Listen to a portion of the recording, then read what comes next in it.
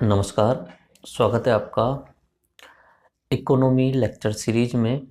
तो आज हम इकोनॉमी का इंट्रोडक्शंस, बेसिक चीज़ें, इकोनॉमी का सिलेबस।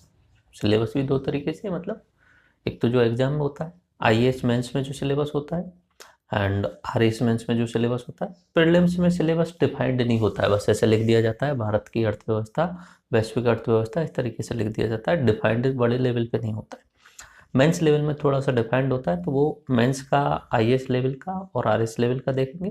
देन हमारे द्वारा किस तरीके से इन लेक्चर्स का सीक्वेंस बनाया जाएगा वो भी हम देखेंगे। तो बेसिक चीज़ें जो इकोनॉमिक्स की हैं हम सबसे पहले इसमें देखेंगे, ठीक है। तो इकोनॉमी नाम से कुछ समझ में आ रहा है। अर्थशास्त्र किसका शास्त्र है? अर्थ का। अर्थ यानी पैसा। पैसा क्या चीज़ है, ये सब जो है वो इकोनॉमिक्स का ही पार्ट। पैसा क्या चीज़ है, पैसे का क्या विकास हुआ, कैसे विकास हुआ, ये अपना लेक्चर नंबर 2 रहेगा। क्योंकि इंट्रोडक्शन में हम क्या देखेंगे, क्या इंडेक्स रहेगी, ये सारी चीज़ें हम देख लेते हैं। तो ठीक है, अर्थशास्त्र क्या है ये समझते हैं इसके साथ में। अभी हम व्हाट इज इकोनॉमिक्स, अर्थशास्त्र क्यों पढ़ें, वाई टू स्टडी इकोनॉमिक्स। अर्थशास्त्र का पाठ्यक्रम क्या है, सिलेबस, आरएस का, आईएएस का, एंड हमारी स्ट्रेटजी, ये ओवरव्यू मैं आपको बता रहा हूँ जो हम इस लेक्चर में देख रहे हैं। अर्थशास्त्र कैसे पढ़ें और कौन सी पुस्तकों से पढ़ें। बेसिक्स ऑफ इकोनॉमिक्स, अर्थशास्त्र की कुछ मूलभूत अवधारणाएं। अर्थशास्त्र की विचारधाराएं भी होती हैं अलग अलग, जैसे कैपिटलिस्ट इकोनॉमी होती है एंड कम्युनिस्ट इकोनॉमी होती है, उसके अलावा मिक्स्ड इकोनॉमी होती है, सोशलिस्ट इकोनॉमी होती है। इस तरीके से इनके बारे में हम देखेंगे। ओके, देखो नाम से समझ में कुछ आ रहा होगा, अर्थशास्त्र, धन का शास्त्र, पैसे का शास्त्र। जितना भी इस दुनिया में कहीं भी कोई भी रिसोर्स, संसाधन या ऐसी वस्तु जिसका कुछ मूल्य है, उस वस्तु के बारे में, उस वस्तु के जो पैसा है उस सब का मैनेजमेंट करना, यानी धन का मैनेजमेंट करना ही अर्थशास्त्र कहलाता है। अगर इंग्लिश शब्द की बात करें इकोनॉमी, तो इकोनॉमी जो है वो ग्रीक शब्द ओकोनोमिया से बना हुआ है। ग्रीक शब्द ओकोनोमिया, ओकोनोमिया, ओकोनोमिया भी दो शब्दों से बना है, ओकोइस, ओइकोस और नोमोस। ओकोनोमिया भी ये दो शब्दों से बना है, ओइकोस और नोमोस। ओइकोस का मतलब होता है घरेलू और नोमोस से होता है प्रबंधन यानी मैनेजमेंट, यानी घरेलू पैसों का प्रबंधन। ये क्या कहलाता है? इकोनॉमिक्स कहलाता है। देखो रियल लाइफ में इकोनॉमिक्स सबसे इंपॉर्टेंट एस्पेक्ट होता है। देखो हम जो देखते हैं ना नॉर्मली, ज़्यादातर कौन कौन सी सब्जेक्ट पढ़ते हैं, history, polity, geography, economics, science, ये सारी चीज़ें। सबसे ज़्यादा अगर डोमिनेंट सब्जेक्ट की बात की जाए, रियल लाइफ की बात कर रहा हूँ, तो पैसा सबसे बड़ा जो होता है। अपने बॉलीवुड में देख लीजिए आप, कितने गाने बने हुए हैं पैसा पैसा, इस तरीके से। तो मतलब पूरी लाइफ पैसे के चारों तरफ इर्द गिर्द बनी हुई है ह्यूमन लाइफ। आज के समय पे भौतिक लाइफ, पुराने समय पे ऐसा नहीं था, लेकिन जब से ये ह्यूमन सोसाइटीज बनी है, सभ्यताएं बनी है, तो सब कुछ जो है वो इकोनॉमिक्स के चारों तरफ जो है घुमा हुआ है। अर्थशास्त्र के चारों तरफ राजनीति चलती है, अर्थशास्त्र के चारों तरफ हिस्ट्री चलती है, अर्थशास्त्र के चारों तरफ ही साइंस भी इस तरीके से फैल जाती है। ओके, तो इकोनॉमिक्स सबसे इंपॉर्टेंट सब्जेक्ट होती है पढ़ने में। अब क्या होता है कि हम जब इकोनॉमिक्स पढ़ते हैं नॉर्मली, तो कुछ ऐसे टर्मिनोलॉजी यूज कर दिए जाते हैं जिन्हें हम समझ नहीं पाते हैं। अब देखो ज्यादातर लोगों का इकोनॉमिक्स पे बिल्कुल ही इंटरेस्ट नहीं होगा। अगर आप आर्ट बैकग्राउंड से हो, जिन्होंने हिस्ट्री, पॉलिटी, ज्योग्राफी अगर ऐसा किया हुआ है, अगर आप कॉमर्स बैकग्राउंड से नहीं हो, तो इकोनॉमिक्स में आपका कोई इंटरेस्ट नहीं रहा होगा। हो सकता है आप इंजीनियरिंग बैकग्राउंड से हो, साइंस बैकग्राउंड से हो, तो भी इकोनॉमिक्स में आपका कोई भी इंटरेस्ट नहीं रहेगा। मतलब समझ में नहीं आती है शेयर बाजार क्या है, बुल्स बूम्स क्या है, ये क्यों गिर जाते हैं, क्यों डाउन हो जाते हैं, इन्फ्लेशन क्या है, महंगाई क्यों बढ़ जाती है, जीडीपी क्या है, जीडीपी को काउंटिंग कैसे करेंगे। इन सब से आपको भागने की कोशिश करते हो। बहुत ऐसा लगता है कि ये कुछ एलियन, कुछ दूसरी दुनिया से आए हुए शब्द हैं। बहुत ही अलग रिपोर्ट्स आती रहती हैं, हर दिन में 2-3 दिन में रिपोर्ट, नई नई रिपोर्ट आती हैं। अब उनके डाटा रटो, कोई ट्रिलियन, कोई बिलियन, क्या है मतलब, ये समझ में नहीं आ पाता ये सारी चीज़ें, और इनसे आप भागने की कोशिश करते हो। बट आई गारंटेड यू, मैं जो ये इकोनॉमिक्स की लेक्चर सीरीज करा रहा हूँ आपको, इनमें कहीं भी आपको एलियन जैसे वर्ड आपको सुनने को नहीं मिलेंगे। अगर नए वर्ड लगेंगे तो उनको एक्सप्लेनेशन जो होगा वो इजी वे में होगा, ठीक है। तो बहुत आसान तरीके से इकोनॉमिक्स आपको हमारी तरफ से कराई जाएगी। आप भले ही साइंस बैकग्राउंड से हो, या आर्ट बैकग्राउंड से हो, या कोई अदर बैकग्राउंड से हो जहाँ कभी इकोनॉमिक्स का आपका रिलेशन नहीं रहा हो, तो भी आपको ये सारे जो लेक्चर्स आएंगे अपने, इन्हें देखने के बाद में इकोनॉमिक्स के कहीं ना कहीं आप मास्टर बनने लग जाओगे। ओके, जैसे कि मैं बोलूँ कि अमेरिका में मंदी क्यों आई, भारत में स्लो डाउन क्यों है, कोई छोटी सी घटना, या चाइना में कोरोना वायरस जो फैला उसके कारण विश्व पे क्या प्रभाव पड़ने वाले हैं। हर तरीके के प्रभाव पड़ते हैं, उनमें सबसे इंपॉर्टेंट प्रभाव होता है इकोनॉमिकल प्रभाव, ठीक है, आर्थिक प्रभाव, जो सबसे ज्यादा मैटर करता है। अब कौन सा देश इस पूरे विश्व पे राज कर रहा है? अमेरिका। कारण क्या है? पैसा, सबसे ज्यादा पैसा है। अब दूसरे नंबर पे कौन सा देश आ रहा है जो अपने आप को डोमिनेंस बनाता जा रहा है? चाइना। कारण क्या है? चाइना के पास में पैसा आता जा रहा है। सबसे इंपॉर्टेंट यही है, जहां पैसा आएगा वही देश शक्तिशाली होगा, उसका ही राजनीतिक प्रभुत्व होगा, वही अपने इतिहास को अपने हिसाब से लिखने की कोशिश करेगा। ओके, तो ये अर्थशास्त्र के आयाम मतलब क्या उपयोग है रियलिटी में अगर देखें तो पूरी जिंदगी जो है वो इकोनॉमिक्स के चारों तरफ बुनी हुई है, पैसों के चारों तरफ बुनी हुई है। फिर भी जैसे हम नॉर्मली जैसे पढ़ते हैं तो पढ़ने के हिसाब से एक होती है मैक्रो इकोनॉमिक्स और एक होती है माइक्रो इकोनॉमिक्स। माइक्रो, माइक्रो आपने शब्द सुना होगा, माइक्रोस्कोपी, इस तरीके से। तो माइक्रो का मतलब होता है छोटे लेवल पे, छोटे लेवल पे इकोनॉमी का अध्ययन करना। अब बोले सर छोटे लेवल कैसे? छोटा लेवल मतलब पर्टिकुलर एक आदमी का ले लिया, एक छोटी सी कंपनी का ले लिया, एक घर का ले लिया, इस घर का बजट कैसे बनाना है। अब बजट मतलब पैसे की बात, तो एक घर के बारे में अगर बात कर रहे हैं तो इस घर का अर्थशास्त्र, पैसे का शास्त्र, ये किसके अंदर आ जाएगा? माइक्रो, छोटे अंदर में आ जाएगा।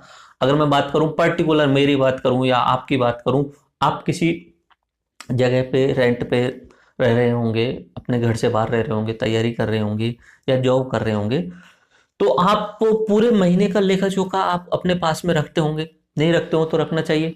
तो वो सब क्या है? वो इकोनॉमिक्स का हिस्सा है। कौन सी इकोनॉमिक्स का हिस्सा है? वो माइक्रो इकोनॉमिक्स का, छोटे लेवल की जो इकोनॉमिक्स है, छोटे लेवल पे जो होता है। प्राइवेट लिमिटेड होती है, उनका भी माइक्रो इकोनॉमिक्स होता है, ठीक है। तो घरेलू पैसों का प्रबंधन, ये होता है माइक्रो इकोनॉमिक्स। अगर इसे बड़े लेवल पे हम ले जाएं, बोले देश की अर्थव्यवस्था, देश की अर्थव्यवस्था के बारे में बात करें, तो ये आता है national income, GDP, IIP, inflation, ये सब बातें जो होती हैं बड़े लेवल पे, जिन पे पूरे देश के या लाखों हजारों लोगों पे लाइफ पे इफेक्ट पड़ता है, तो वो क्या आता है? मैक्रो इकोनॉमिक्स, बृहद अर्थव्यवस्था। एक है लघु अर्थव्यवस्था, एक है बृहद अर्थव्यवस्था। तो ये दो पार्ट जो होते हैं, ये सबसे ज्यादा मतलब डिवाइडेशन करने के लिए काम आते हैं इकोनॉमिक्स को। या तो हम छोटे लेवल पे पढ़ें या पूरे बड़े लेवल पे पढ़ें। अब छोटे लेवल की इकोनॉमिक्स हमारे यहाँ पे जो एग्जाम वगैरह होते हैं उनमें ज़्यादा यूजफुल नहीं होती है, बस बैंकिंग सिस्टम वगैरह ये सारी चीज़ें हैं। बट हमें जो एग्जाम की दृष्टि से पढ़ना होता है, क्योंकि आप जब बन के जाते हो आईएएस आरएएस अधिकारी, तो आपको कहीं ना कहीं इकोनॉमिक्स भी सारी समझ में आनी चाहिए, ताकि आप किसी जिले लेवल पे कोई भी जो योजनाएं बना रहे हो उनके क्रियान्वयन में मितव्ययता का कैसे यूज करोगे, तो इकोनॉमिक्स का समझ में आना चाहिए। तो हमें जो है वो बृहद अर्थव्यवस्था के बारे में समझ में आना चाहिए, देश की जीडीपी के बारे में, नॉमिनल जीडीपी क्या होती है, इन्फ्लेशन क्या होता है, आईआईपी या इस तरीके की नई नई रिपोर्ट आती रहती हैं, उनका क्या मतलब होता है, ये सब बृहद अर्थव्यवस्था के अंदर आता है, जो मैक्रो इकोनॉमिक्स कहलाती है। और छोटे लेवल पे जो होती है माइक्रो इकोनॉमिक्स। ये तो मैंने दो भागों में बांट दिया, छोटे और बड़े लेवल पे। लेकिन आयामों की बात चल रही है, तो अर्थव्यवस्था के आयाम देखो, सबसे इंपॉर्टेंट, अर्थव्यवस्था के बारे में जानने से हमें क्या फायदा होगा? जन कल्याण की योजनाएं तैयार करने में आसानी होगी, ठीक है। जन कल्याण तभी होगा जब आपके पास पैसा होगा। किसी भी राज्य के पास में, किसी भी देश के पास में जब पैसा होगा, तभी वो जन कल्याणकारी योजनाएं चला सकते हैं। ओके, राजस्व के बारे में जानकारी लेनी होगी तो अर्थशास्त्र आपको पढ़ना है। अंतरराष्ट्रीय व्यापार के बारे में अगर जानना है तो आपको अर्थशास्त्र पढ़ना है। विदेशी विनिमय, फॉरेन एक्सचेंज के बारे में जानना है तो आपको अर्थशास्त्र पढ़ना है। बैंकिंग सिस्टम के बारे में जानना है, इन्वेस्टमेंट सिस्टम के बारे में जानना है तो आपको अर्थशास्त्र पढ़ना है। तो अर्थशास्त्र की उपयोगिता क्या है? ये सारे जो एस्पेक्ट मैंने बताए हैं, ये अर्थशास्त्र की उपयोगिता बताने के लिए हैं। अर्थशास्त्र पढ़ना सिर्फ एग्जाम पास करने के लिए ही यूजफुल नहीं है, रियल लाइफ में भी बहुत सारी जगह यूजफुल होता है। अगर आप, जरूरी नहीं है एग्जाम पास करने के लिए ही पढ़ाई करें, बिजनेस एक्टिविटीज करना चाहते हैं तो बहुत सारे बिजनेस मॉडल्स होते हैं जो इकोनॉमिक्स के अंदर आते हैं, और उनको फॉलो करते हुए आप बिजनेस में सक्सेस हो सकते हो। स्टार्टअप्स वगैरह आजकल चल रहे हैं, तो उनमें कहीं ना कहीं इकोनॉमिक्स के बेसिक जो चीज़ें होती हैं, उनका जो रूल काम करते हैं, डिमांड एंड सप्लाई का रूल। मतलब एक नॉर्मली स्टार्टअप क्या होता है? स्टार्टअप होता है किसी पुरानी जगह पे या जहाँ पे कोई लूप होल दिख रहा है, आपको कोई कमी दिख रही है, लोगों की समस्याएं दिख रही हैं, उस समस्या को समाधान करने के लिए आप कोई एक ऐसी नई व्यवस्था प्रोवाइड कराओ जिससे लोगों का जीवन भी आसान हो जाए और आपको कहीं ना कहीं इकोनॉमिकल फायदा भी हो जाए। दोनों चीजें होनी चाहिए, लोगों का जीवन भी आसान होना चाहिए। हो सकता है कि भाई सामने कहीं कोई गैप है तो उसको भरने के लिए ही वहां पे स्टार्टअप्स आज के टाइम पे चल रहे हैं, तो उसमें पब्लिक वेलफेयर भी शामिल होता है and economical aspect, commercial aspect, यानी आपको पैसे भी उसमें कमाने होते हैं। ये ह्यूमन नेचर होता है, बगैर पैसों के या बगैर लालच के ह्यूमन बहुत कम रेयर केसेस में काम करता है। जैसे पूरी लाइफ को ही अगर मैं डिवाइड करूं तो पूरी लाइफ को दो भागों में बांट सकते हो आप, आर्थिक क्रियाएं और अनार्थिक क्रियाएं।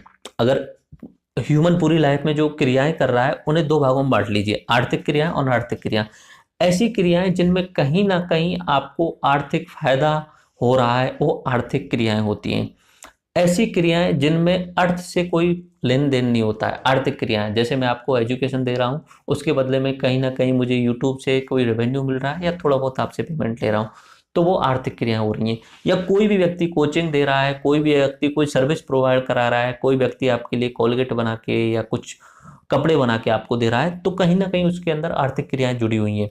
पूरी लाइफ में आप मोस्टली आर्थिक क्रियाएं करते रहते हो, मोस्टली आपका मेन जो अल्टीमेट गोल होता रहता है ना, उसमें यही होता है कि पैसे कहीं से आने चाहिए। इस तरीके से आप आर्थिक और अनार्थिक क्रियाएं करते रहते हैं। अब देखो इसमें अलग अलग एस्पेक्ट हो सकते हैं, आप कहाँ हो, तो इन चीजों से फर्क पड़ता है कि आप दूसरी आर्थिक क्रियाओं के बारे में नहीं जान पाते होंगे। जैसे एक किसान है, किसान के लिए फसल बोना और फसल का जो दाम है वो लेके अपना घर परिवार चलाना, ये उसकी आर्थिक क्रियाओं में शामिल होता है। उसके साथ साथ में पशुपालन होता है, ये गांव के लेवल पे होता है। अब इसे मैं एक शहर के लेवल पे ले जाता हूँ जहाँ कोई व्यक्ति गवर्नमेंट एम्प्लॉय है, गवर्नमेंट एम्प्लॉय नहीं है तो किसी मल्टीनेशनल कंपनी में काम कर रहा है, तो उसके लिए वो ऑफिस जाना, ऑफिस में जो उसके टारगेट्स हैं उनको पूरा करना और अपनी सैलरी का इंक्रीमेंट करते हुए अपनी आर्थिक क्रियाएं संपन्न करना, ये होता है। अब हो सकता है वो जो ऑफिस में काम करने वाला व्यक्ति है उसे किसान की आर्थिक क्रियाओं के बारे में नहीं पता हो, तो अलग अलग तरीके के, जैसे आप जहाँ रहते हो वहां पे उस तरीके की आर्थिक क्रियाएं होती हैं। अगर आप समुद्र के किनारे रहते हो तो वहाँ मछली पालन बहुत बड़े लेवल पे किया जाता है, तो वो उनकी आर्थिक क्रियाओं में शामिल है। किसानों की बात करें तो किसानों के लिए खेती करना वो आर्थिक क्रियाओं में शामिल है, बागवानी करना, पशुपालन करना, हॉर्टिकल्चर करना, मधुमक्खी पालन करना, ये सब उनकी आर्थिक क्रियाओं में शामिल होता है। अगर आप जो कंस्ट्रक्शन लेवल में काम करते हो, जो डेली मजदूरी के काम में होते हैं, तो उनके लिए सुबह से शाम तक जाके वहां पे मजदूरी करना वो उनकी आर्थिक क्रियाओं में शामिल होता है। तो रियलिटी में मनुष्य अर्थशास्त्र से दूर कभी नहीं भाग सकता। ठीक है, एक कोट है, मुझे नाम ध्यान नहीं आ रहा, आपने अरुण जेटली जी ने बजट के टाइम पे बोला था, आप भले ही अर्थशास्त्र से कितनी भी नफरत कर लो या कुछ भी कर लो, लेकिन अल्टीमेटली लास्ट में आपका जीवन अर्थशास्त्र पे ही डिपेंड करता है। सारी एक्टिविटीज आपकी इकोनॉमिक्स पे या पैसे पे ही डिपेंड करती हैं, तो इकोनॉमिक्स पढ़ना बहुत जरूरी है। देखेंगे, देखो अभी मैं थोड़ी देर में आपको इंडेक्स बता देता हूँ किस तरीके से मैंने यहाँ पे इंडेक्स डिजाइन की है। अगर आप पूरा का पूरा मैं जो आपके लिए कराने वाला हूँ सिस्टमेटिक ढंग से आप थोड़ा सा पेशेंस रख के सारी चीजें देख लेंगे, तो श्योरिटी के साथ कह रहा हूँ एग्जाम के अलावा भी आप रियल लाइफ में बहुत सारी जगह आप इकोनॉमिक्स के फायदे उठाने वाले हैं, जो मैं पढ़ाने वाला हूँ उसके साथ साथ में। ओके, तो ये सारी चीजें जो हैं वो आर्थिक क्रियाओं के अंदर आती हैं। अनार्थिक क्रियाओं की मैं बात करूं कि अनार्थिक क्रियाएं क्या होती हैं, जैसे कि आप रास्ते में किसी गरीब व्यक्ति की मदद कर देते हो, ठीक है, या कोई अपंग व्यक्ति है या दिव्यांग व्यक्ति है तो आप उसको रास्ता पार कराने में सहायता कर देते हो, तो ये अनार्थिक क्रिया है। इसमें आपका पैसे से और उसे कोई मतलब नहीं है। या आत्मिक संतुष्टि के लिए आप मतलब योगा कर रहे हो, आध्यात्मिक संतुष्टि के लिए आप बहुत सारी एक्टिविटीज कर रहे हो, तो वो होती है अनार्थिक क्रियाएं जिनमें पैसे से मतलब नहीं होता है। अब ये क्रियाएं, अनार्थिक क्रियाएं लाइफ में बहुत कम होती है नॉर्मली। अब एक फैमिली के अंदर होती है, एक तो फैमिली वैल्यूज होती हैं, फैमिली में संस्कार होते हैं, तो फैमिली के अंदर भी बहुत सारी अनार्थिक क्रियाएं होती हैं, बट लेकिन मोस्टली जो होती हैं वो आर्थिक क्रियाएं होती हैं लाइफ के अंदर। ओके, अब अनार्थिक क्रियाओं वाला जो ऑप्शन आता है, देखो इसमें बहुत सारी जगह अलग अलग ऑप्शन आएंगे, जैसे कि चलो आगे ही इसके डिस्कस करेंगे। एक सवाल जैसे क्या मतलब ये जो इकोनॉमिक्स का सिस्टम चल रहा है ये पूरा का सही है क्या, हम बिना इकोनॉमिक सिस्टम के नहीं रह सकते क्या, क्या मतलब जो साधु संत रहते हैं वो भी अपनी जिंदगी अच्छे तरीके से जीते हैं? तो क्या मतलब जरूरी है क्या इकोनॉमिक्स का सिस्टम? आध्यात्मिक ज्ञान से या आध्यात्मिक संतुष्टि से क्या जीवन जिया जा सकता है? भौतिक सुख जरूरी है क्या? इस तरीके से बहुत सारे सवाल जो होंगे, वो उन सवालों का मैं अभी एक्सप्लेन करने के बजाय आगे आने वाले अलग अलग लेक्चर्स में एक्सप्लेन करूंगा, और वो रियल लाइफ बेस्ड एग्जांपल ही होंगे। मैंने जितना एक्सपीरियंस किया है उनके आधार पर ही बताऊंगा मैं, दूसरों की कही हुई सुनी हुई बातें नहीं बताऊंगा, मैंने जो एक्सपीरियंस किया है उसके आधार पर बताऊंगा। ओके, यहाँ पे मैंने आपके लिए एक चार्ट दिखाया हुआ है। देखिए, ये जो चार्ट और इमेज रहेंगी वो तो सबसे ज़्यादा यूज होंगी, इतना श्योरिटी के साथ है कि जितना होगा उतना इमेज और चार्ट के थ्रू ही मैं पढ़ाने की कोशिश करूंगा आपको, क्योंकि उससे क्या होता है, रियल लाइफ एग्जांपल आपके सामने आते हैं और आपको चीज़ें लाइफ टाइम याद रहती हैं। देखिए, the Indian plutocracy, the richest 10% have 77.4% of national wealth and poorest 60% have only 4.7%। यानी उन्होंने कहा है भारत के 10% लोग, शुरुआती 10% लोग, ओके, बीच में 30% लोग बचेंगे, ठीक है, शुरुआती 10% लोगों के पास में 78% पैसा है और लास्ट के 60% लोगों के पास में सिर्फ 5% पैसा है। ये आज की वास्तविकता है, ठीक है। अब इसमें बहुत सारे लोग इसी बात के कारण जो है वो इकोनॉमिक्स की आज की जो व्यवस्था है उसका एक तरीके से नेगेटिव रूप में लेते हैं या उसका विरोध करते हैं। देखो कहां से क्या बात निकल के आ रही है। 10% of the population, top 10% of the population have 78% of national income. पूरे भारत का जितना भी पैसा है उसका 78% सिर्फ 10% लोग रखते हैं, ये फैक्ट है। अंतिम 60% लोगों की बात करें तो उनके पास में सिर्फ 5% है। आप अनुमान लगाइए, यहाँ एक व्यक्ति के पास में करीब करीब 8% आ रहा है, और यहाँ एक व्यक्ति के पास में आप इतना भाग दे दीजिए तब जाके 0.001 करके इस तरीके से आएगा।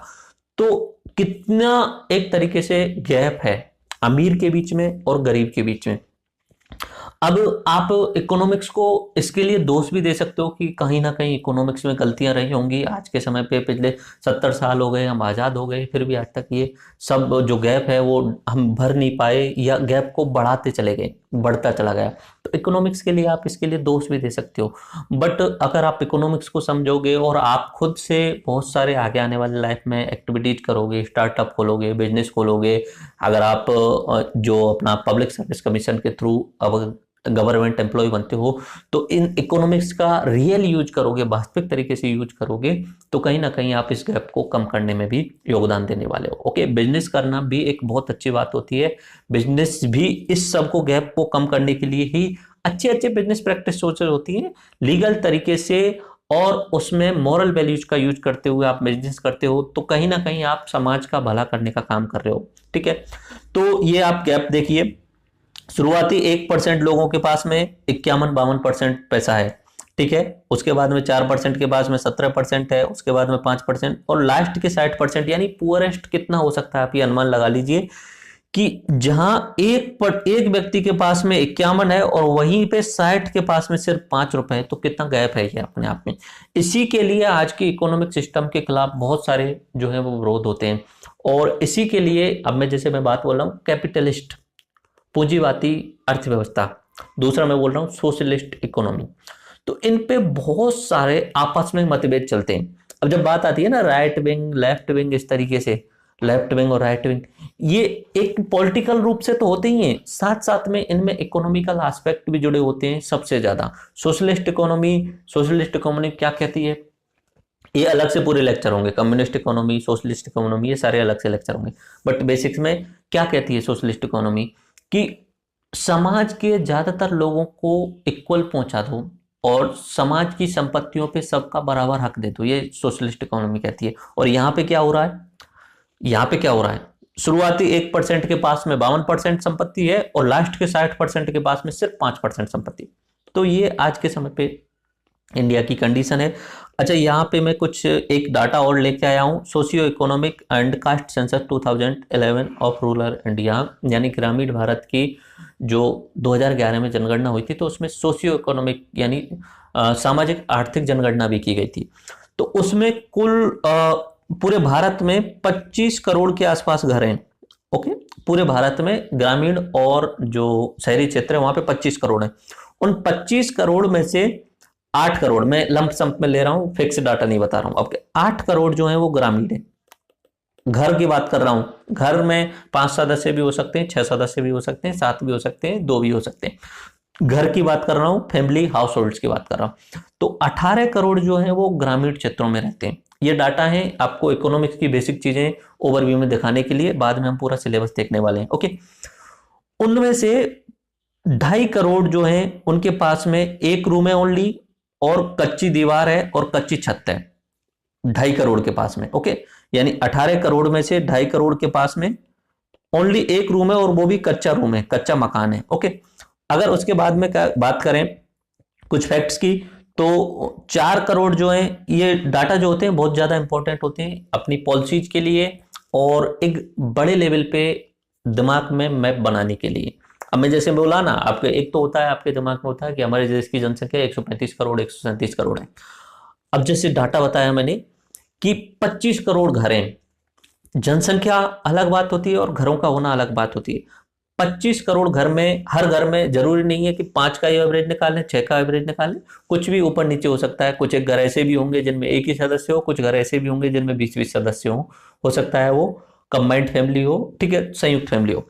तो ये डाटा है। 4 करोड़ लोग जो हैं वो जो हैं अपने SC और ST वाले हैं इस पूरे डाटा में से, 25 करोड़ में से। ओके, एंड 65 करोड़ जो है no adult member household between 18 to 15।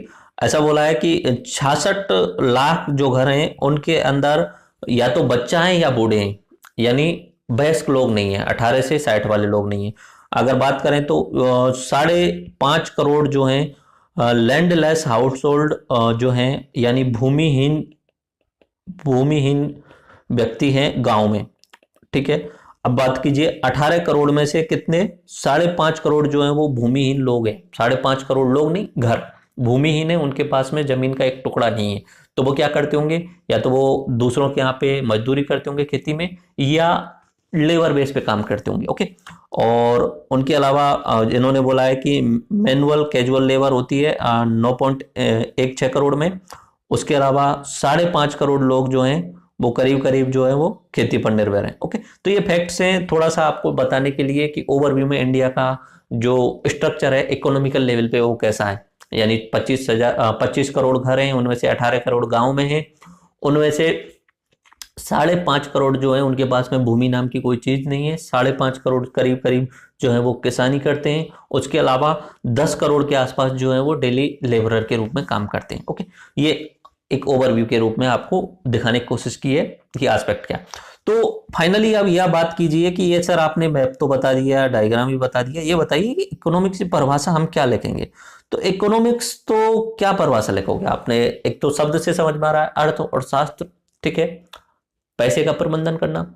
दूसरा, इकोनॉमिक्स का जो ग्रीक शब्द है उससे निकल के आ रहा है घरेलू पैसे का प्रबंधन करना, ठीक है। तो आप क्या लिख सकते हो, अर्थशास्त्र एक विज्ञान है जिसकी धुरी पैसा उसके चारों ओर घूमती है, पैसे के चारों ओर घूमती है, लेकिन इसके माध्यम से आर्थिक विकास होता है, जन कल्याण होता है व दैनिक आवश्यकताओं की पूर्ति होती है।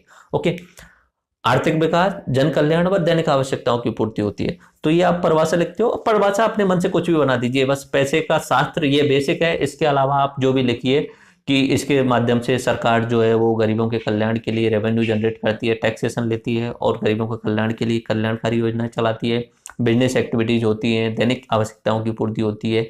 पैसा, इसके पैसा या बोलिए धन बोलिए, इस पे ही पूरा मतलब जो लाइफ है वो डिपेंड रहती है, आर्थिक क्रियाओं के ऊपर ही पूरा लाइफ डिपेंड रहती है। ओके, तो ये आप डेफिनेशन के रूप में लिख सकते हो। एक व्यक्ति हुए थे एडम स्मिथ करके, 1723 से लेके 1790, इनके बारे में भी आगे पूरी ढंग से बात होंगी। बट एक उनके बारे में, क्योंकि इन्हें आज के समय का जो मॉडर्न क्लासिकल इकोनॉमिक्स है उसका जनक माना जाता है, क्लासिकल इकोनॉमिक्स, शास्त्रीय इकोनॉमिक्स का जनक माना जाता है, तो उनके बारे में यहाँ पे बोल देता हूँ, एडम स्मिथ, ठीक है। इन्होंने एक बुक लिखी थी, an inquiry into the nature and causes of the wealth of the nation, और उसे शॉर्ट में हम बुक को बोल देते हैं वेल्थ ऑफ द नेशन। तो वेल्थ ऑफ द नेशन करके उन्होंने एक बुक लिखी थी 1776 में, और इन व्यक्तियों को बोला जाता है अर्थशास्त्र का जनक, यानी शास्त्रीय अर्थशास्त्र का जनक। ऐसे ही एक व्यक्ति और आएंगे, कार्ल मार्क्स करके कहेंगे। तो वो जो होते हैं वो अपनी कम्युनिज्म की थ्योरी लेके आते हैं, और वो कैपिटल जो कम्युनिज्म या सोशलिस्ट इकोनॉमी होती है उसके प्रणेता होते हैं। ओके, यहाँ पे मैंने आपको बताया था एक बात कि या तो आप लाइफ में आर्थिक क्रियाएं कर रहे हो या अनार्थिक क्रियाएं कर रहे हो। ठीक है, आर्थिक क्रियाएं आपकी लाइफ में सबसे ज्यादा होती हैं, तो उन आर्थिक क्रियाओं में आप 5 चीजों को बड़े लेवल पे बांट सकते हो, 5 भागों में बांट सकते हो आर्थिक क्रियाओं को। उनके अंदर ही ज्यादातर चीजें शामिल हो जाएंगी। जैसे कि आप किसी चीज का उत्पादन कर रहे हो, कोई भी चीज बना रहे हो, आप हो सकता है कि खेती कर रहे हो, गेहूं गेहूं उत्पादन कर रहे हो सकता है सरसों उत्पादन कर रहे हो, या खेती में कोई भी एक्टिविटीज आप कर रहे हो, तो वो किस में आ जाएगा, इकोनॉमिकल एस्पेक्ट में। सिर्फ खेती वाली बात नहीं, उसके अलावा आप कोई भी कंस्ट्रक्शन कर रहे हो, घर बना रहे हो, या गेहूं से पार्ले जी बना रहे हो, ठीक है, या आप कोई भी सॉफ्टवेयर बना रहे हो, सर्विस सेक्टर में आप चल जाओ, हेल्थ सर्विस में आप चल जाओ, तो कहीं ना कहीं आप क्या कर रहे हो, एक तरीके से उत्पादन करके और आर्थिक क्रियाएं कंप्लीट कर रहे हो। उपभोग करना, ये भी आर्थिक क्रियाओं में आ रहा है। आपने कोई बुक खरीदी, आपने कोई मोबाइल खरीदा, आपने कोई टैबलेट खरीदा, आपने कोई कोई कुछ भी एक्टिविटीज ले लीजिए, आप कोई भी चीज़ आप जो लाइफ में आप देख रहे हो, ट्यूबलाइट, बल्ब, पंखा, एसी, फैन, आपने कुछ भी अपना घर खरीदा, ये सब किसमें, इकोनॉमिकल एक्टिविटीज में, यानी आर्थिक क्रियाओं में। ठीक है, एक होता है विनिमय, एक्सचेंज करना, आदान प्रदान करना, चीज़ों का आदान प्रदान करना, ये भी आप कहीं ना कहीं क्या कर रहे हो, आर्थिक क्रियाएं। एक होता है डिस्ट्रीब्यूशन, वितरण करना चीज़ों को, और एक होता है पब्लिक फाइनेंस, राजस्व है जो अपनी गवर्नमेंट के लिए होता है। तो जैसे ही अगर बात आए आर्थिक क्रियाओं की, अर्थशास्त्र की, तो ये 5 चीजें आपको रटी हुई होनी चाहिए।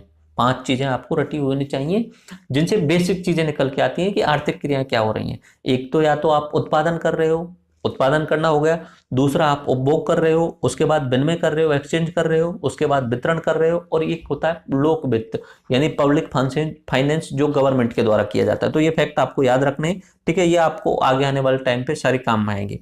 ओके, अगर बात करें तो बड़े लेवल पे इकोनॉमिक्स को कैसे बांट सकते हैं, तो मैंने शुरू में बता दिया था, या तो माइक्रो इकोनॉमिक्स हो सकता है या मैक्रो इकोनॉमिक्स हो सकता है। माइक्रो यानी छोटे लेवल पे, यानी व्यष्टि अर्थव्यवस्था।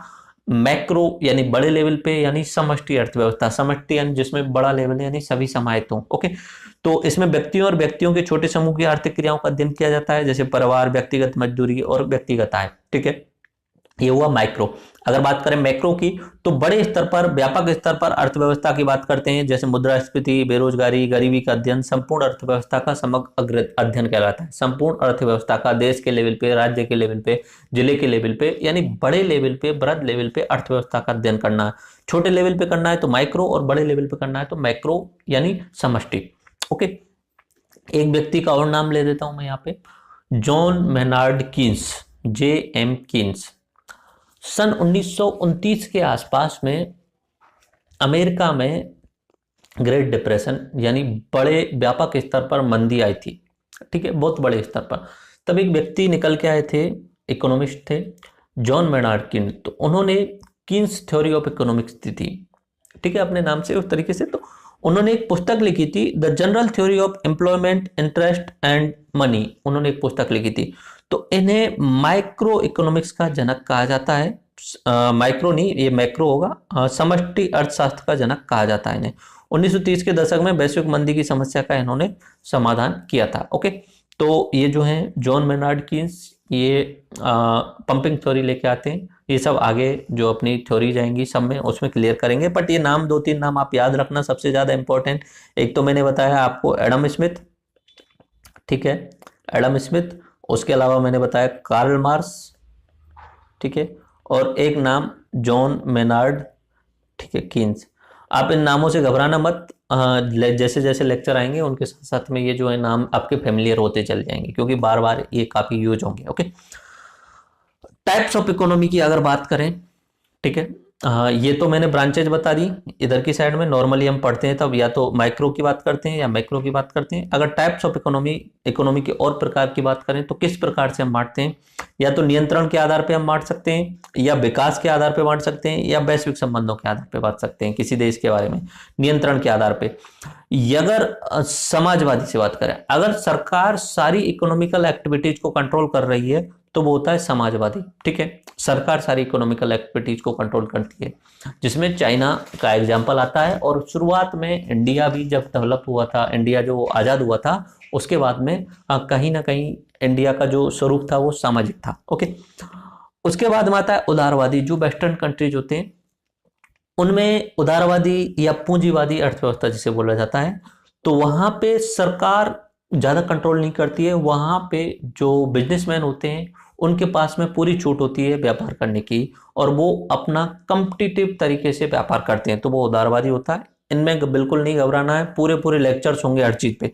एक होता है मिश्रित, दोनों का कंबाइंड में लेके चलते हैं। अगर बात करें विकास के आधार पे देश की, तो या तो वो विकसित हो सकता, अविकसित हो सकता है कि भाई बिल्कुल विकास नहीं हुआ है, इसमें सिर्फ और सिर्फ कबीलाई संस्कृति रह रही है और यहाँ पे इकोनॉमिकल डेवलपमेंट कुछ नहीं हुआ। दूसरा आता है विकासशील, कि हाँ भाई ये कोशिश कर रहे हैं विकसित होने की, इनके पास में आगे आने वाले टाइम पे इकोनॉमिकल डेवलपमेंट होने वाला है। और एक होता है विकसित अर्थव्यवस्था, जो बहुत अच्छे तरीके से सुव्यवस्थित हैं, उनके पास में इकोनॉमी हायर है, उनकी इकोनॉमी अच्छी है, जैसे कि अमेरिका, यूरोप के सभी देश, दक्षिणी कोरिया, चाइना, उसके अलावा जापान, सिंगापुर, ऑस्ट्रेलिया, ये जो है विकसित में। हमारा इंडिया जो है विकासशील में आता है। हम क्या है, डेवलपिंग नेशंस हैं, तो हम जो है वो विकास कर रहे हैं, इकोनॉमी को हम बढ़ा रहे हैं आगे आने वाले टाइम पे। और बहुत सारे अविकसित देश होते हैं जिनमें बिल्कुल ही इकोनॉमिक एक्टिविटीज शुरुआत नहीं हुई है, तो उनमें आते हैं अफ्रीका के बहुत सारे देश आते हैं। ओके, एंड वैश्विक संबंधों के आधार पे जो होता है, या तो खुली अर्थव्यवस्था हो सकती है, बंद अर्थव्यवस्था। अब आज के समय पे बंद अर्थव्यवस्था नाम मात्र रही है, जैसे कि उत्तरी कोरिया, बाकी ज्यादातर जो है वो खुली अर्थव्यवस्था हो गई है। खुली अर्थव्यवस्था का मतलब कि व्यापार आपस में आना जाना होता है, वो खुली अर्थव्यवस्था होता है। ओके, तो एक दूसरे देश के साथ में व्यापार करना खुली अर्थव्यवस्था होता है। बंद अर्थव्यवस्था कि हमारा एंटिटी हम है, हमारा बाहर के किसी से संपर्क नहीं रहेगा, ये होता है बंद अर्थव्यवस्था। तो ये वैश्विक आधारों के वैश्विक संबंधों के आधार पे, विकास के आधार पे, और ये नियंत्रण के आधार पे। इकोनॉमिक्स में सबसे इंपॉर्टेंट आता है रिसोर्स, संसाधन। ठीक है, अभी जो पहला लेक्चर आएगा ना, एवोल्यूशन ऑफ मनी, उसमें इन सारी चीजों को समझोगे कि ये सब जो हम पढ़ रहे हैं, ये जो जितने भी दुनिया में लड़ाई झगड़े हो रहे हैं, वो किस बेस पे हो रहे हैं, कहाँ से निकल के आया ये पैसा, माया जाल क्यों आया, कैसे आया। ठीक है, तो उसमें समझने की कोशिश करेंगे। तो संसाधन जो होता है वो बेसिक होता है। पैसा ऐसा तो है नहीं कि पैसा जो है वो, पैसे की कोई स्पेशल वैल्यू होती होगी, सरकार के द्वारा वहां पे स्टाम्प लगा दिया जाता है, या उन्हें लीगल कर दिया जाता है कि हम इसको हितधारक को 1,000 रुपये देने की यहाँ पे आपको गारंटी देते हैं, वचन देते हैं। बट एक्चुअली में वो जो कागज का टुकड़ा होता है उसकी कोई वैल्यू थोड़ी होती है, वो 1,000 रुपये के बराबर है, उस टाइप में नहीं होता। अगर पहले पुराने समय पे सोने या चांदी के सिक्के होते थे तो वो कहीं ना कहीं वो अपने आप में मूल्यवान होते थे। ठीक है, अब जैसे कि आज के समय पे आप मोबाइल वॉलेट यूज करते हो, ठीक है, इलेक्ट्रॉनिक मनी यूज करते हो, तो आपने मोबाइल में से दूसरे के मोबाइल में ट्रांसफर कर दिया, कहीं पे दिखने वाला कोई पैसा है क्या? कोई पैसा नहीं दिखा आपको, तो वो कागज की भी जरूरत नहीं पड़ी। तो ये सारा का सारा खेल जो है वो अपना हम पहले लेक्चर में हम देखेंगे, संसाधन से, संपत्तियों से, फिर हम मनी के एवोल्यूशन पे कैसे आए और मनी की आज के समय पे क्या क्या फॉर्म है। ओके, ठीक है, तो ये एग्जांपल में यहाँ पे मैंने इमेज यूज की है। देखो, कैपिटलिज्म की बात करें तो उसमें कंपटीशन होता है, उसमें लोग भागते हैं, आप भागो जितना आप भाग सकते हो और जितना आप मेहनत कर सकते हो। बिजनेसमैन कंपटीशन करते हैं, मेहनत करते हैं, नई नई चीजें लेके आते हैं, और वो टैक्स भी देते रहते हैं सरकार के लिए, और अपना मुनाफा भी अलग से कमाते रहते हैं। जैसे एप्पल है, तो वो नई नई रिसर्च करता रहता है और नई नई चीजें लेके आता है। अब एप्पल के जो प्रोडक्ट होते हैं उनकी कीमत उतनी नहीं होती है जितनी वो मार्केट में सेल करते हैं। जैसे कि एप्पल का कोई आईफोन आप 1,00,000 रुपए में खरीद रहे हो, तो एक्चुअल उसमें जो प्रोडक्शन लगा है वो ज्यादा से ज्यादा 30,000 रुपए का लगा है, 25-30,000 रुपए का लगा है, उससे ज्यादा भी नहीं लगा है। तो 70,000 रुपए का मार्जिन ले रहे हैं। तो ये उनके ऊपर डिपेंड कर रहा है, इसमें सरकार जो है वो हस्तक्षेप नहीं कर रही है। सरकार बोल रही है आप अपने हिसाब से करो, लोगों को पसंद आएगा तो लोग लेंगे। तो ये अपने कैपिटलिज्म को नहीं होती है। सोशलिज्म में क्या होता है, कॉपरेशन होता है, सहयोग होता है, और सबको इक्वल में लाने की कोशिश करते हैं। ठीक है, तो दोनों ही अपने आप में पॉजिटिव और नेगेटिवनेस रखती है, जो हम धीरे धीरे समझेंगे। यहाँ 2 फोटो दिए हुए हैं, ये अपने एडम स्मिथ हैं और ये अपने कार्ल मार्क्स हैं। कार्ल मार्क्स जो है वो अपने सोशलिस्ट इकोनॉमी के प्रणेता हैं, और एडम स्मिथ जो है वो अपने जो कैपिटलिस्ट इकोनॉमी, या आप जिसे बोल सकते हो क्लासिकल इकोनॉमी, उसके प्रणेता है। यहाँ पे कुछ एग्जांपल हैं, इन्हें मैं अपने नए लेक्चर में समझाऊंगा। अब बात करते हैं अर्थव्यवस्था के क्षेत्र। नॉर्मली इकोनॉमिक एक्टिविटीज होती हैं, उन्हें 3 तरीके के सेक्टर में डिवाइड कर सकते हो आप। तीन तरीके के सेक्टर में, प्राइमरी में, सेकेंडरी में और टर्सरी में। इकोनॉमी के जितनी भी एक्टिविटीज हो रही हैं, जितनी भी आर्थिक क्रियाएं होती हैं, उन्हें तीन क्षेत्रों में डिवाइड कर लेते हो। ये सबसे ज्यादा अभी आपके काम आएंगे, प्राइमरी, सेकेंडरी और टर्सरी। पढ़ने की दृष्टि से पहला हुआ प्राथमिक क्षेत्र, यानी कृषि और कृषि से संबंधित जितनी क्रियाएं वो प्राथमिक क्षेत्र में दे दी जाती हैं। सेकेंडरी में क्या होता है, विनिर्माण यानी कंस्ट्रक्शन और कंस्ट्रक्शन से रिलेटेड जितनी भी क्रिया है, यानी उत्पादन का बनाना। प्राइमरी सेक्टर से कुछ उत्पाद लेके उसका प्रोसेसिंग करना और नए उत्पाद को बनाना, ये होता है अपना सेकेंडरी सेक्टर में। जितना भी बिजनेस या जितनी भी कंपनी जो चलती हैं, कुछ न कुछ उत्पाद बनाती हैं, कोलगेट, पार्ले जी, पेप्सी, थम्स अप, या उसके अलावा कुछ भी मोबाइल वगैरह बन रहे हैं, ये सब किस्म आ रहे हैं, जिसमें कंस्ट्रक्शन भी शामिल होता है। एक बात कंस्ट्रक्शन यानी मकानों का बनना या रेलवे, पुल, ओवर, इन सब का बनना, तो कंस्ट्रक्शन भी शामिल होता है और उत्पादों का भी बनना। ये किसके अंदर आता है, अपना द्वितीयक क्षेत्र में आता है। द्वितीयक क्षेत्र औद्योगिक क्षेत्र होता है, जिसमें निर्माण, कंस्ट्रक्शन होता है, मैन्युफैक्चरिंग, विनिर्माण होता है, और विद्युत, गैस, जल आपूर्ति, ये भी शामिल होते हैं। प्राइमरी क्षेत्र की अगर बात करें तो कृषि, कृषि से संबंधित कृषि, वानिकी, मत्स्य, खनन, उत्खनन, जैसे कि कोई व्यक्ति कृषि कर रहा है, यहाँ पे खनन हो रहा है, पशुपालन हो रहा है, उद्यानिकी हो रहा है, ये माइनिंग हो रही है, या मछली पालन हो रहा है।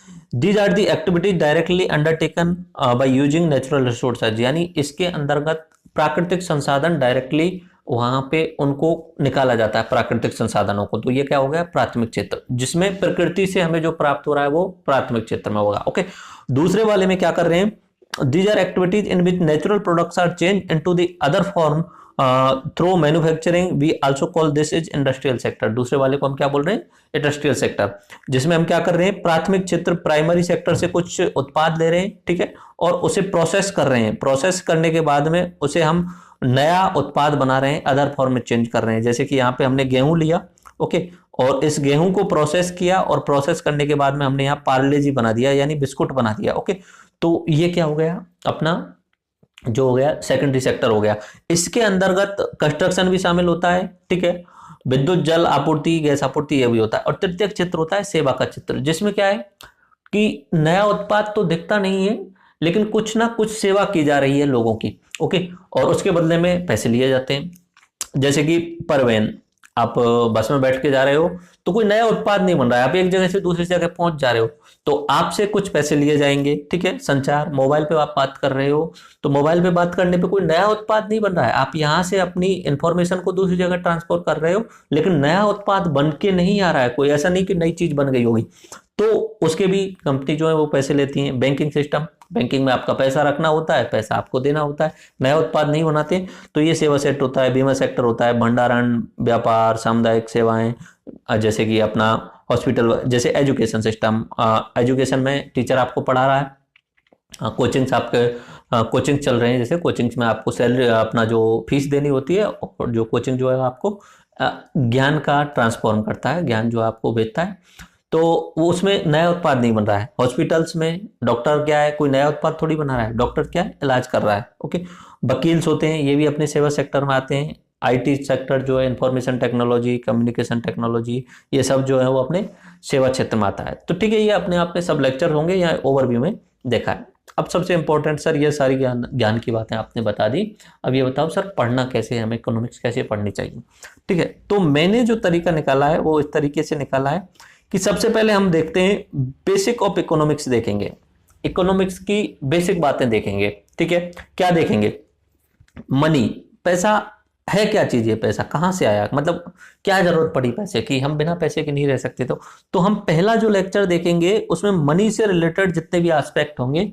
कोई समय ऐसा रहा होगा जब पैसे की आवश्यकता नहीं रहती होगी, आज के समय पे भी आप गाँव में जाइए तो बहुत सारी चीजें ऐसी होती हैं, जैसे सब्जी बेचने वाला आता है तो वो क्या करता है, सब्जी देता है, बदले में उसके अनाज ले लेता है, ठीक है।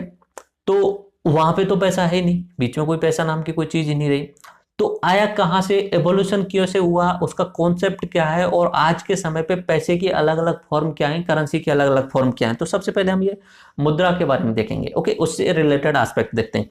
उसके बाद में बैंकिंग सिस्टम, ये बैंकिंग सिस्टम है क्या, क्या जरूरत पड़ी इसकी, ठीक है। Finance, sector of economy, economy के क्षेत्र, development of economy in India, Bharat में आज़ादी से पहले कैसी इकोनॉमी थी, आज़ादी के टाइम पे क्या इकोनॉमी थी, इकोनॉमिक कंडीशन थी भारत की, और 1990 तक क्या इकोनॉमिक कंडीशन रही, 1990 से अब क्या इकोनॉमिक कंडीशन है। फिर 1991 में जो आता है अपना LPG, liberalisation, privatisation and globalisation, तो उसके बारे में एक अलग से लेक्चर होंगे।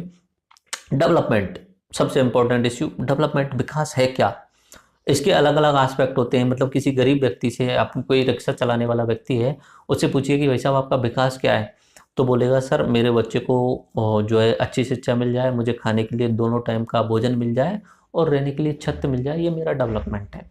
जिस व्यक्ति के पास में घर नहीं है, तो उस व्यक्ति के लिए घर को पाना ही अपने आप में विकास होता है, ये डेवलपमेंट होता है। और एक व्यक्ति जो अपने आप में पहले से संपन्न है, करोड़पति है और उसकी बहुत सारी कंपनियां हैं, और उससे आप पूछोगे कि सर आपकी नज़र में विकास क्या है, उसका फिर ये जवाब रहेगा कि सर मैं अभी जो है अपनी कंपनी को ऑल इंडिया लेवल पे नंबर 1 बनाना चाहता हूँ, मैं पैसों को और इंक्रीज करना चाहता हूँ, ठीक है, और इसे एमएनसी लेवल पे कन्वर्ट करना चाहता हूँ, मल्टीनेशनल कंपनी बना के विश्व के टॉप जो रिचेस्ट मैन है उनमें शामिल होना चाहता हूँ। तो देखिए कहाँ अंतर आ रहा है, विकास, विकास कोई ये भी बात है ना, पर्सपेक्टिव। एक चीज जो मैं हमेशा बोलता हूँ कि मेरे जो यूनिवर्सल लॉ में बताता हूँ, तो उनमें मैं कहीं ना कहीं आपके लिए सारी जगह उन्हें कनेक्ट करने के लिए बताता हूँ उन्हें। अब जैसे मैंने पर्सपेक्टिव वाली बात, कि जो रिक्शा चला रहा है उसके लिए क्या विकास है, और जो पहले से अपने आप में करोड़पति है उसके लिए विकास क्या है, ये सब पर्सपेक्टिव का खेल है। वो व्यक्ति कहाँ पे खड़ा है उसके लिए उस चीज की डेफिनेशन क्या होगी। तो मैंने यूनिवर्सल लॉ में आपको क्या बताया था, पहला बताया था the whole universe exist in your mind, पूरा ब्रह्मांड आपके दिमाग की उपज है। दूसरा बताया था nothing is absolute, everything is relative, यानी पर्सपेक्टिव, कुछ भी निरपेक्ष नहीं है, सब कुछ सापेक्ष है, आप कहाँ खड़े हो इस बात पे सब कुछ डिपेंड करने वाला है, ठीक है। तो ये सब कुछ सापेक्ष है। तो रिक्शे वाला और वो करोड़पति, उन दोनों के लिए सापेक्षता में हर चीज की डेफिनेशन चेंज हो जाएगी, डेवलपमेंट का मतलब बदल जाएगा, ओके। उसके बाद में मैंने तीसरा law, happiness is status of mind, तो वो आप खुद समझ सकते हैं उसे। गरीबी और रोजगार या बेरोजगारी, इस पे एक अपना अलग से लेक्चर्स होंगे। ह्यूमन रिसोर्स डेवलपमेंट, मानव संसाधन विकास, ये अपना अलग से लेक्चर होगा। तो ये हम देखते हैं बेसिक। सबसे पहले हम इन बेसिक इकोनॉमिक्स के जो कॉन्सेप्ट हैं उनको समझने की कोशिश करेंगे, कॉन्सेप्ट क्या हैं, ठीक है, ये कॉन्सेप्ट समझेंगे। उसके बाद में हम जाएंगे माइक्रो इकोनॉमिक्स, यानी बड़े लेवल की इकोनॉमिक्स पे। राष्ट्रीय आय क्या होती है, देश की संपत्ति क्या होती है, ठीक है, उसकी गणना कैसे की जाती है, नेशनल इनकम में आएगा वो। जीडीपी, सकल घरेलू उत्पाद क्या होता है, उसकी गणना कैसे की जाती है। बजट क्या होता है, बजट की क्या जरूरत होती है। टैक्सेशन, कर प्रणाली क्या होती है। पब्लिक फाइनेंस, लोक वित्त क्या होता है। इंफ्रास्ट्रक्चर, आधारभूत संरचना क्या होती है, उसमें ट्रांसपोर्ट, कम्युनिकेशन, एनर्जी, ये सब देखेंगे। गवर्नमेंट स्कीम जितनी भी हैं सन 2000 से लेके जब से नई सरकार आई है, ठीक है, तो उसके बाद में हम देखेंगे कि जितनी भी योजनाएं आई हैं और उनका कहाँ तक इम्प्लीमेंटेशन हो चुका है। ग्रामीण विकास, जिसमें कृषि, कृषि सुधार और कृषि से संबंधित योजनाएं। कृषि अपने आप में बहुत बड़ा टॉपिक है, तो इसमें ही बहुत सारा टाइम जाएगा, 4 5 6 घंटे भी जा सकते हैं, क्योंकि कृषि पर सबसे ज्यादा जोर दिया जाता है आज के टाइम पे जो यूपीएससी लेवल के एग्जाम होते हैं। तो कृषि अपने आप में टॉपिक जो है वो अच्छे तरीके से कवर किया जाएगा। तो हम दूसरे नंबर पे मैक्रो यानी समष्टि अर्थशास्त्र को देखेंगे, समष्टि अर्थशास्त्र को देखेंगे। पहले हम बेसिक ऑफ इकोनॉमिक के बेसिक्स को समझने की कोशिश करेंगे। उसके बाद में हम इंटरनेशनल इकोनॉमिक्स पे जाएंगे। बैलेंस ऑफ पेमेंट क्या होता है, भुगतान संतुलन क्या होता है, एक्सचेंज रेट क्या होती है, डब्ल्यूटीओ की क्या जरूरत पड़ी, आईएमएफ क्या है, और वर्ल्ड लेवल पे इकोनॉमिक्स के जो ऑर्गेनाइजेशन है जो रिपोर्ट्स प्रस्तुत करते हैं, अदर ऑर्गेनाइजेशन को देखेंगे।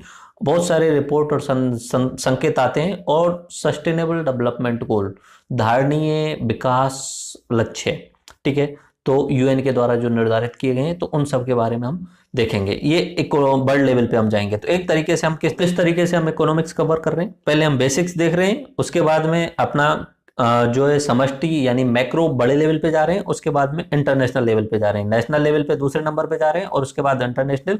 शुरुआत में बेसिक्स समझ रहे हैं इकोनॉमिक्स के, ओके, शुरुआत में बेसिक्स समझे, उसके बाद नेशनल लेवल पे जाएंगे, फिर इंटरनेशनल लेवल पे जाएंगे। अब आप कौन सी बुक यूज कर सकते हो पढ़ने के लिए, देखो एनसीईआरटी में क्लास 9th में और 10th में इकोनॉमिक एक्टिविटीज से रिलेटेड जो है बुक हैं वो आप देख सकते हो, वो सोशल साइंस के अंदर है। एनसीईआरटी में क्लास 11th में है अपनी व्यष्टि अर्थशास्त्र, और क्लास 12th में है अपनी समष्टि अर्थशास्त्र। तो एनसीईआरटी की ये बुक आप बेसिकली यूज कर सकते हो। अब देखो मैं बहुत सारी बुक आपको बता सकता हूँ, बट रियलिटी बात ये है कि इकोनॉमिक्स को आप बुकों से शायद नहीं समझ सकते। जब तक आपको रियल लाइफ एग्जांपल इमेजेस अच्छे तरीके से नहीं बताई जाएंगी, तब तक आप किताबों से इकोनॉमिक्स को नहीं समझ पाओगे, क्योंकि आपका उससे कनेक्शन नहीं है। अब हो सकता है 2% लोगों का, 3% लोगों का शेयर मार्केट से कनेक्शन हो सकता है, ठीक है, और वहां उनकी समझ हो सकती है, लेकिन बाकी 89%, 98% और 97% लोग जो हैं उन्हें नहीं पता शेयर मार्केट क्या होता है, शेयर मार्केट के अंदर इन्वेस्टमेंट क्यों करना चाहिए, ठीक। तो बेसिक चीजें जो होती है ना, जो रियल लाइफ में, कहानी यहां से समझ लीजिए ना, मैंने जो अभी पहले बताया कि 1% लोगों के पास में अपना 52% पैसा है और लास्ट के साथ 60% लोगों के पास में सिर्फ 5% पैसा है। तो इन 60% लोगों को या 70-80% लोगों को नहीं पता इकोनॉमिक्स के बड़े लेवल पे जो इंस्टीट्यूशंस बने हैं उनके क्या मतलब है, कैसे वो काम कर रहे हैं, आरबीआई का क्या मतलब है, आरबीआई कैसे काम करता है, उसकी टर्मिनोलॉजी इतनी टफ होती है कि उन्हें मतलब देखते ही आपको ऐसा लगता है भाई ये क्या सब निकाल के ले गया है। अब इन्फ्लेशन एक अपने आप में, आप रोजाना सुनते हो महंगाई महंगाई, ये सब नॉर्मली। अब मैं आपसे बोल दूं महंगाई जरूरी है देश के विकास के लिए, तो आप मतलब ऐसे सोचोगे यार ये तो क्या बात बोल दी। मैं महंगाई होना ही जरूरी है, अगर महंगाई नहीं होगी तो आप डेवलपमेंट नहीं करोगे, ये इकोनॉमिक्स के बेसिक कॉन्सेप्ट में है, ठीक है। तो महंगाई सुनते हो, लेकिन महंगाई का कोर कॉन्सेप्ट क्या है, महंगाई क्यों जरूरी है, महंगाई कैसे बढ़ती है, ये डिमांड एंड सप्लाई रूल क्या है, ये सब जो है वो अपने इसमें जो इकोनॉमिक्स कोर्स होगा इसमें देखे जाएंगे। तो इसलिए मैं अलग बुक्स को आपके लिए रिकमेंडेड नहीं कर रहा हूं, ठीक है। एनसीईआरटी, राज्यसभा टीवी के द्वारा इकोनॉमी से रिलेटेड बहुत सारे जो विशेष प्रोग्राम होते हैं, अगर आपने अपना आईएएस का जो कोर्स लिया हुआ है, ओनली 2000 रुपये में आईएएस प्री एंड मेंस का करा रहे हैं, आरएस का भी हम करा रहे हैं, ओके। तो अगर आपने वहां पे कोर्स लिया हो तो इकोनॉमिक्स वाले सेक्शन में आपको डॉक्यूमेंट्रीज मिलेंगी। उन डॉक्यूमेंट्रीज में 60 से 70 डॉक्यूमेंट्रीज हैं जो अच्छे तरीके से डिजाइन की गई है आरएस टीवी के द्वारा, तो वो जरूर देख लेना ताकि इकोनॉमिक्स की बेसिक चीजें उसमें क्लियर हो जाएंगी। उसके अलावा अगर आपको बुक चाहिए तो रमेश सिंह की इंडियन इकोनॉमी भारतीय अर्थशास्त्र करके एक बुक आती है, वो ले लेना। एंड अपना टेक्निकल आवारा तो है ही, हम आपके साथ हैं, जैसा कि मैंने पहले ही बताया कि अपने जो लेक्चर्स रहेंगे वो यूट्यूब पे फ्री रहेंगे, अवेलेबल रहेंगे। अगर आपको ये पीडीएफ्स वगैरह ये सारी डाउनलोड करनी है तो अपने एप्लीकेशन पे आपको पीडीएफ्स वगैरह मिल जाएंगी, आईएएस आरएएस वगैरह कोर्स में सब में आपको पीडीएफ मिल जाएंगे। तो टेक्निकल आवारा वाला जो रहेगा वो वन ऑफ द बेस्ट रहने वाला है, ओके। एंड उसके अलावा एक मुरनाल करके यूट्यूब चैनल है, उनकी भी इकोनॉमिक की लेक्चर सीरीज है, वो भी काफ़ी अच्छी हैं, तो उन्हें आप देख सकते हो। अगर नहीं देखना चाहते हो, आपका हिंदी मीडियम से हो, तो कोई दिक्कत नहीं, हमारे ऊपर प्योरली डिपेंड हो सकते हो, सारी चीज़ें हम इसमें कवर करेंगे, ओके। तो ये अपना टेक्निकल आवारा है, या न्यू इंडिया नव भारत निर्माण, आज के समय पे हमने नाम चेंज कर दिया, तो यही आपको फॉलो करना है। इसके अलावा आप इकोनॉमिक्स पढ़ने जाओगे तो मतलब टाइम वेस्ट करने जा रहे हो कहीं ना कहीं, ठीक है। इकोनॉमिक्स को समझना इतना आसान नहीं होता है, क्योंकि टर्मिनोलॉजी में आप फंस के रह जा सकते हो। आप हो सकता है कि आप बहुत अच्छे इंजीनियरिंग इंस्टीट्यूट से निकले हुए हो और इंग्लिश में मास्टर माइंड हो और बेसिक आपकी इकोनॉमिक्स अच्छी है, तो आप कहीं से बुक पढ़ लीजिए। बट मैं बात कर रहा हूँ जो 95% लोग हैं उनकी इकोनॉमिक्स से रिलेटेड कोई समझ नहीं होती है। जैसे मैं आज से 3-4 साल पहले था, मुझे इकोनॉमिक्स की कोई समझ नहीं होती थी, शेयर बाजार क्या है, उसके अलावा ये सरकारें मतलब इस तरीके से भ्रष्टाचार इतना ज़्यादा क्यों होता है, पब्लिक फाइनेंस, सरकार का टैक्स इतना जा रहा है, उसके बाद भी इतनी गरीबी क्यों, ये सारी चीज़ें मेरी समझ से बाहर थी। धीरे धीरे इन सब चीज़ों को समझना कोशिश की, बहुत सारे रियल लाइफ से रिलेटेड अपने एग्जाम्पल देखे, तब जाके धीरे धीरे इकोनॉमिक्स से भी अपना क्लियर हो। मतलब आज से 5 साल पहले मैं बेसिक ऑफ इकोनॉमिक्स से भी बहुत दूर था, क्योंकि ना तो बैंक खाते वगैरह से कनेक्शन था अपना, बैंक में जाना ही नहीं होता था। अब तो बैंक से रिलेटेड बहुत सारी चीजें हैं जो आज के समय पे बहुत ज्यादा जरूरी होती हैं, बट अब जैसे कि जन धन योजना आ गई अपना, उसके बाद में तो बहुत सारे लोगों ने बैंक खाते खुलवा लिए, लेकिन उससे पहले 60 से 65% लोगों के बैंक खाते ही नहीं थे, 60 से 65% लोगों के, तो वो बेसिक इकोनॉमिकल एक्टिविटीज से काफी दूर थे, ठीक है। तो इन पे ही डिपेंड रहे तो ज़्यादा बेटर है, बाकी आप जो अदर रिसोर्ट चूज करना चाहें वो देखें। अब मैं आईएएस मेंस का सिलेबस बताता हूँ। देखो आईएएस मेंस के अपना पेपर 4 होता है, उसे जीएस 3 के नाम से जाना जाता है। तो उसमें जीएस 3 में प्रौद्योगिकी, आर्थिक विकास, जैव विविधता, पर्यावरण सुरक्षा एवं आपदा प्रबंधन, ये वाले टॉपिक्स हैं, ये मैंने यहाँ पे सब लिखे हुए हैं। तो जो देखिए भारतीय अर्थव्यवस्था तथा योजना, ये टॉपिक्स हैं। इंडियन इकोनॉमी एंड प्लानिंग, संसाधनों को जुटाने, प्रगति, विकास तथा रोजगार से संबंधित विषय, इनसे रिलेटेड जितने भी एस्पेक्ट हैं। समावेशी विकास, इंक्लूसिव ग्रोथ एवं इससे रिलेटेड जितने भी सब्जेक्ट हैं। सरकारी बजट, ठीक है, मुख्य फसलें, अब यहाँ से कृषि आता है और कृषि पे यूपीएससी ने काफी जोर दिया है। ठीक है, गवर्नमेंट के भी प्लान है इकोनॉमी को जो अपना फार्मरों की आय को दोगुना करने के। तो मुख्य फसलें, देश के विभिन्न भागों में फसलों का पैटर्न क्या है, सिंचाई के विभिन्न प्रकार एवं सिंचाई प्रणाली, कृषि उत्पादन का भंडारण, परिवहन सुविधा एवं विपणन मार्केटिंग, उनसे संबंधित विषय और उनसे रिलेटेड प्रॉब्लम्स, किसानों की सहायता के लिए ई प्रौद्योगिकी जो अभी नया जोड़ा गया है, ई टेक्नोलॉजी आज के समय पे किस तरीके से किसानों की सहायता कर रहा है। जैसे कि आप यूट्यूब पे आप सर्च करेंगे कि नई आपको बागवानी कैसे करनी, आज के टाइम पे तो बहुत सारी चीज़ें हैं, अगर किसान उन्हें यूज करना चाहें तो बहुत सारे फायदा कर सकते हैं। And I am also planning कि मैं नए तरीके से अपने जो पुरानी जमीन है उस पर खेती करने की कोशिश करूँ। ओके, तो टेक्नोलॉजी यूज करते हुए आप ई प्रौद्योगिकी कर सकते हो। प्रत्यक्ष एवं अप्रत्यक्ष कृषि की सहायता, ठीक है, direct and indirect agriculture help, न्यूनतम समर्थन मूल्य से संबंधित विषय, जन वितरण प्रणाली, पब्लिक डिस्ट्रीब्यूशन सिस्टम, उसका उद्देश्य क्या है, उसकी कार्य क्या है, सीमाएं क्या है, उसमें सुधार कैसे किया जा सकता है, बफर स्टॉक क्या होता है, खाद्य सुरक्षा संबंधी विषय, अपना फूड सिक्योरिटी से रिलेटेड एस्पेक्ट, प्रौद्योगिकी मिशन, पशुपालन संबंधी अर्थशास्त्र। तो ये कृषि से रिलेटेड एस्पेक्ट हैं। भारत में खाद्य प्रसंस्करण, उसके अलावा उससे संबंधित उद्योग, उनके महत्व, स्थान, ऊपरी व नीचे की अपेक्षाएं, आपूर्ति श्रृंखला प्रबंधन, तो ये कृषि से रिलेटेड हो गए। उसके अलावा भारत में भूमि सुधार, ये भी अपने आप में कृषि से रिलेटेड है। ये उदारीकरण एवं अर्थव्यवस्था प्रभाव, औद्योगिक नीति में परिवर्तन, औद्योगिक विकास एवं इनका प्रभाव, ये ठीक है। उसके अलावा बुनियादी ढांचा, इंफ्रास्ट्रक्चर, ऊर्जा, बंदरगाह, सड़क, विमानपत्तन, रेलवे, एनर्जी, डॉकयार्ड, उसके अलावा अपने रेलवे, ठीक है। और इस तरीके से निवेश मॉडल की बात करें, इन्वेस्टमेंट, फॉरेन इन्वेस्टमेंट, अपना पब्लिक फाइनेंस, और एक तरीके से जो होता है अपना आईपीओ, ठीक है। तो इन्वेस्टमेंट किस तरीके से किया जाएगा किसी भी जो बिजनेस होने वाला है उसके अंदर, और उसके बाद में आ जाता है अपना साइंस के जो टॉपिक्स आ जाते हैं, बट यहाँ तक अपना इकोनॉमिक्स आ रहा है। उसके अलावा भी कुछ एक टॉपिक हो सकते हैं, विकास और फैलते, ये नहीं, आई थिंक ये जो है वो अलग से टॉपिक आएगा, विकास और फैलते उग्रवाद के बीच में संबंध, ये उस तरीके से आता है, इंक्लूसिव ग्रोथ के अंदर शामिल हो जाता है ये। ओके, तो ये मोस्टली इकोनॉमिक्स के टॉपिक यहाँ से यहाँ तक हैं, ठीक है। ये अपने आईएएस मेंस के हैं।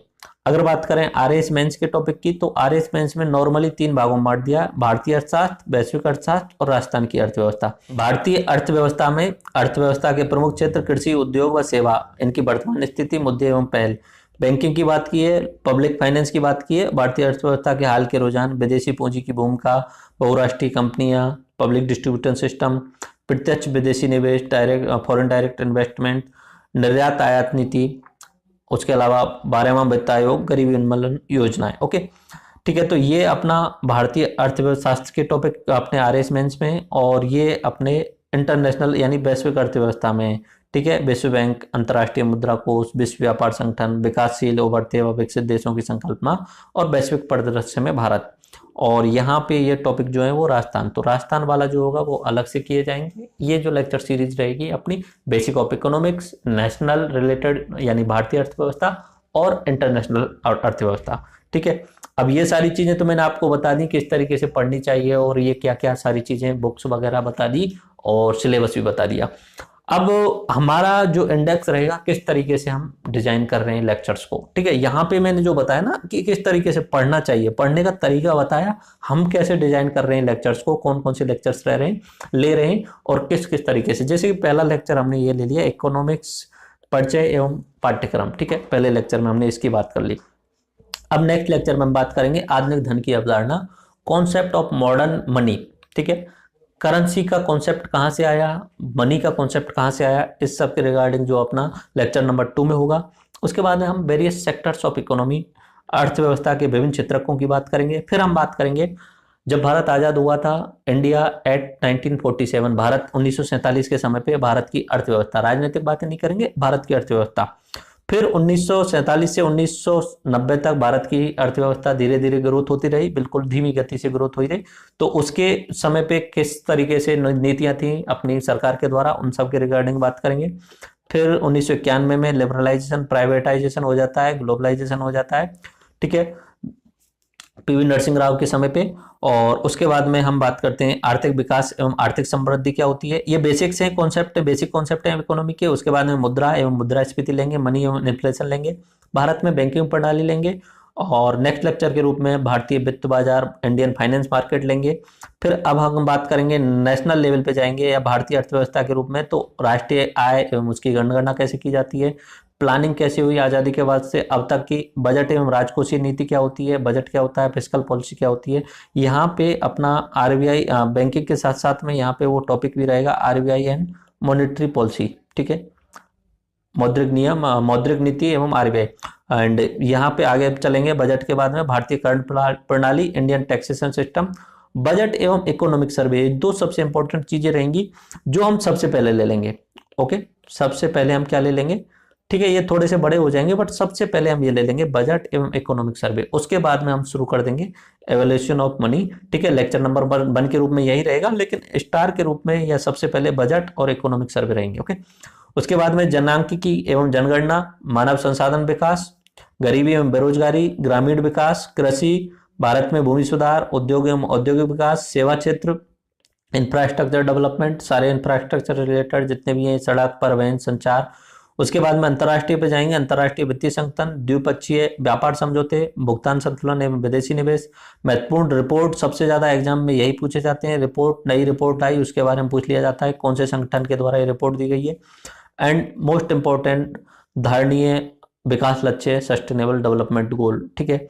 एंड ये इस तरीके से अपनी लेक्चर सीरीज रहेगी। मैंने यहाँ पे नंबरिंग नहीं की है बट ये नंबरिंग के हिसाब से ये 1 2 3 4 5 इस तरीके से, तो इस तरीके से कुल मिला के 30 से 35 जो है वो अपने लेक्चर रहेंगे इकोनॉमिक्स के, और उनमें सारे एस्पेक्ट इकोनॉमिक्स के कवर हो जाएंगे। अर्थशास्त्र से रिलेटेड प्रमुख पुस्तकों के नाम भी अगर देख लीजिए, धीरे धीरे तो आएंगी ये सारी। एडम स्मिथ ने एक पुस्तक लिखी थी 1776 में, wealth of the nations. Alfred Nobel के द्वारा एक पुस्तक लिखी गई थी, प्रिंसिपल ऑफ इकोनॉमिक्स, 1890 में। रॉबिन्स के द्वारा पुस्तक लिखी गई थी अपना nature and significance of economic science है, और जॉन मेनार्ड के द्वारा पुस्तक लिखी गई थी theory of income, employment and interest. ये पुस्तक हैं जो अपनी इकोनॉमिक्स के बेसिक को समझाने के लिए होती हैं, इनमें से आपको पढ़नी नहीं है, ये तो मैं एग्जाम में पूछी जाती है कि इकोनॉमिक्स की इस पुस्तक के जो लेखक हैं वो कौन है, पढ़नी नहीं है, इनका आपको मिलेंगी नहीं पहली बात तो ये नॉर्मली, ठीक है। तो इस तरीके से अपना इंट्रोडक्शन ऑफ इकोनॉमी एंड संपूर्ण सिलेबस, आईएएस का भी मैंने बता दिया, मेंस का प्री में डिफाइंड नहीं होता है, उसमें इतना लिखा होता है भारतीय अर्थव्यवस्था, वैश्विक अर्थव्यवस्था, पूरा डिफाइंड नहीं होता है। मेंस में डिफाइंड है तो वो मैंने आपको बता दिया, आरएएस का मैंने मेंस का सिलेबस बता दिया है। तो ये इस तरीके से अपनी इकोनॉमिक्स की लेक्चर सीरीज रहेगी, and I guaranteed you again कि this will be one of the best. और ज़्यादातर चीज़ें आपको एग्जाम के अलावा भी रियल लाइफ से जो रिलेटेड हैं इकोनॉमिक्स के एस्पेक्ट वो समझने को मिलेंगे। आई थिंक आपको ये क्लियर हुआ, और अपनी जो लेक्चर सीरीज है वो अपने एंड्रॉयड एप्लीकेशन पे आप देखें और जितना हो सके उसका फ़ायदा उठाएं। राम राम सा, धन्यवाद, जय हिंद।